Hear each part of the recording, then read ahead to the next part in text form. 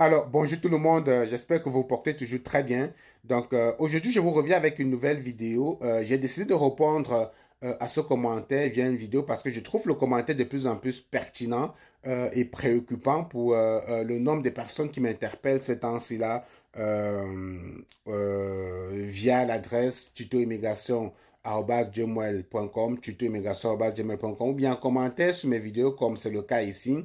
Des personnes qui sont arrivées au Canada avec un permis d'études. Donc, c'est des étudiants, mais qui de plus en plus ont du mal à s'en sortir, qui ont de la peine à s'en sortir et qui veulent donc des solutions, des voies, des alternatives pour obtenir rapidement la résidence permanente. Alors, ce que je vais dire, c'est que lorsque vous êtes étudiant au Canada, le seul moyen d'obtenir la résidence permanente, c'est de terminer vos études, c'est d'obtenir votre diplôme, d'aller au bout de vos études et d'appliquer à la résidence permanente. Donc, si vous posez cette question, en général, c'est parce que soit vous avez été mal orienté depuis la base, donc c'est-à-dire que vous êtes peut-être admissible à un autre programme d'immigration, mais vous avez pris la voie du visa étudiant. Des fois, c'est parce que vous êtes pressé, parce que personnellement, je connais beaucoup de personnes que j'ai conseillées, des personnes qui sont dans leur pays, qui avaient déjà un diplôme universitaire, que j'ai conseillé de prendre le mal en patience, de faire des tests de langue et de faire des procédures et venir au Canada comme résident permanent.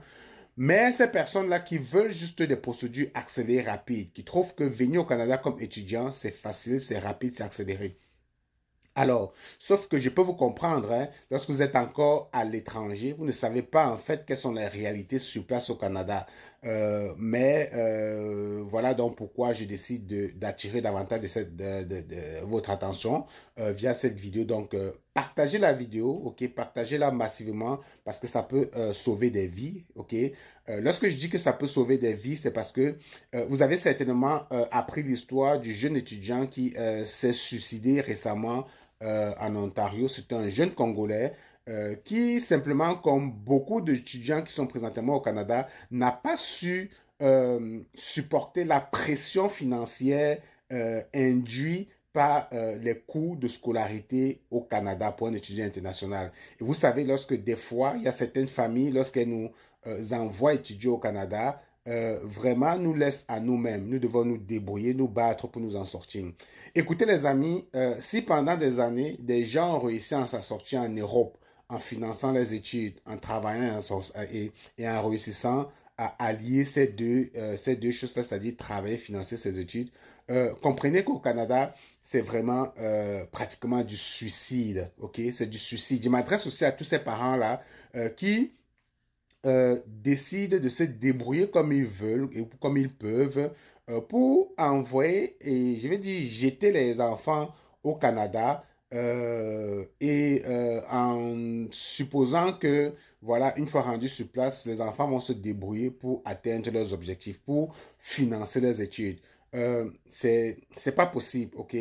On va essayer de faire des calculs dans cette vidéo pour voir à peu près combien ça coûte des études, euh, combien à peu près vous pouvez générer comme revenu en travaillant avec un statut étudiant.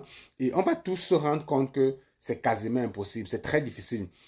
Surtout en ces temps-ci où beaucoup d'étudiants internationaux peinent même à trouver du travail au Canada. C'est-à-dire que vous aviez compté sur du travail pour financer vos études, mais une fois rendu au Canada, dans le contexte actuel, vous vous rendez compte que vous avez des étudiants qui sont depuis 5 mois, 6 mois, 7 mois, qui ne travaillent pas, qui ne trouvent pas de job, qui ne trouvent pas de job même comme balayeur au McDo et tout.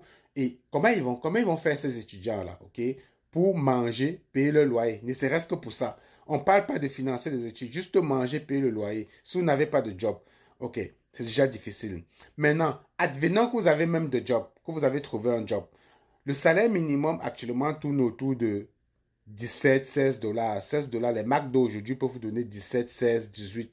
OK? Si vous êtes un étudiant chanceux, vous allez peut-être aller trouver les 20, 21, 22 dollars. Je parle vraiment de la grosse moyenne là. OK?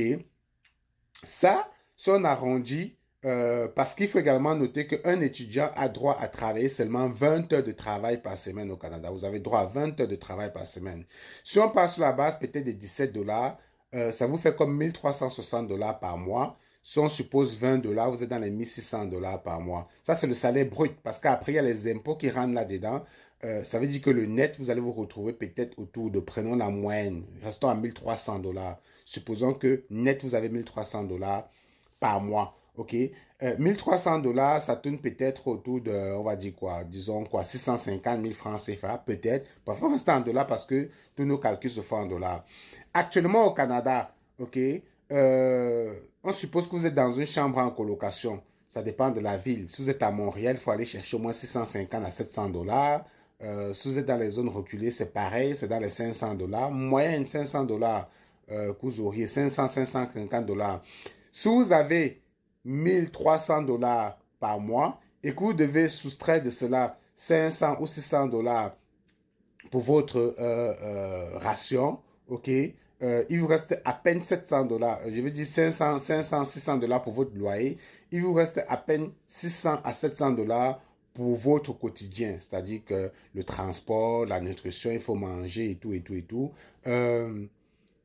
Ça, vous pouvez peut-être gérer. OK? Maintenant, à côté de ça, il faut payer vos études.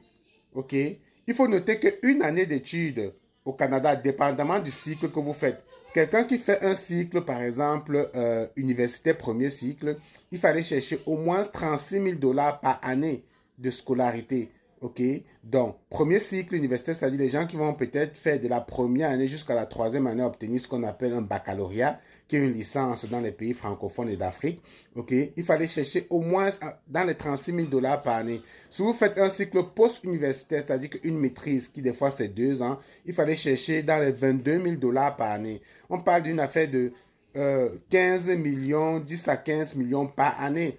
OK? Que vous allez devoir travailler et payer si vous comptez vous-même financer vos études. Pour des personnes qui vont venir peut-être au cégep, vous allez dire que bon, moi je vais faire une formation de 2 ans technique ou formation professionnelle. Ça tourne autour de 7 000 à 9 000 dollars par session. OK? Vous allez peut-être faire 2 sessions par année. Vous allez peut-être faire 2 ans ou 3 ans de cégep. Donc, il fallait chercher donc au moins dans les 22 000 dollars par année. Donc, bref, vous comprenez que c'est très difficile de travailler, parce que quand vous travaillez, comme on a vu, vous en sortez avec, au max, vous êtes très fort, avec 20 heures de travail par semaine, dans les 1000, 1600 par là, 1600, 1700. OK?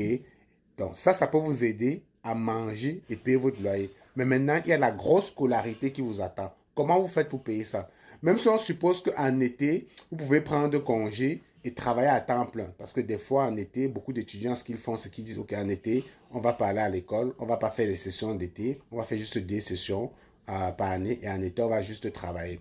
Même si vous travaillez full-time en été, il sera difficile en quoi? En 3 mois d'aller chercher autant d'argent pour payer des études. OK? Donc, voilà pourquoi vous, les parents, lorsque vous décidez d'envoyer les enfants fréquenter au Canada, l'essentiel, ce n'est pas de dire mon fils ou même mon enfant a eu l'admission à l'université au Canada, voilà, je vais payer le billet d'avion, il va arriver là-bas, il va se débrouiller, il va se battre. C'est très difficile. Vous êtes en train d'envoyer des enfants vraiment au suicide. C'est pas évident, c'est très compliqué. OK? Donc, je remarque donc de plus en plus qu'il y a beaucoup de personnes qui viennent au Canada qui ont déjà des diplômes universitaires. Je vois un gars au Canada avec un master en mécanique, en informatique, en génie, en soins infirmiers, en comptabilité, en finance, qui a moins de 30 ans, 32, 33 ans. Il est au Canada comme étudiant là. Il va payer les scolarités que je viens de dire, soit 36 000, soit 22 000 dollars par année. OK? Pourtant, ce monsieur-là, ce jeune-là, a tout ce qu'il faut pour venir au Canada en tant que résident permanent, tranquillement et facilement. OK? Moi, je vous donne un défi. Donnez-moi tout jeune qui a moins de, qui est dans la tranche de 32 ans, 33 ans, qui a une licence ou un master. Je le fais venir au Canada et la résidence permanente en 1 an. Maxi, il suffit qu'il passe un test de langue, il m'apporte des résultats que je veux, un test de français, et il est au Canada. Rien d'aussi compliqué. Donc, les amis, faites très attention lorsque vous voulez immigrer. Choisissez bien vos programmes, choisissez bien vos procédures. Soyez patients, OK, et évitez des raccourcis.